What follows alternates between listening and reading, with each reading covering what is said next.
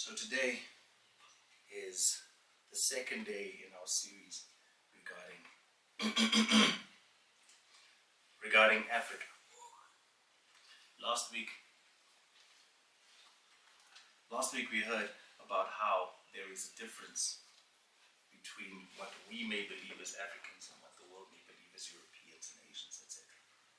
Last week we heard about David. We heard what made him different.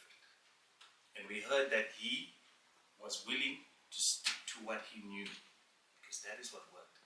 That is what was required. Instead of falling into this trap, falling into this habit of trying to become like your enemy, trying to become like the person that's different from you, trying to suit them. Instead of doing that, he was confident in himself. He was confident in his abilities. He was confident in what God had allowed him to be taught since he was born. He went into the battle not as infantry, as he was expected. The soldiers around him and King Saul gave him armor. They gave him a sword. They gave him a helmet, because Goliath had a helmet. He had a sword. He had armor. They thought in order to meet that problem, you need to become like the problem. But David kept a distance. He didn't become like it. He knew what God had instructed him to do, and he knew how God had brought him, what God had allowed him to acquire as skill, and he remained and maintained those particular skills.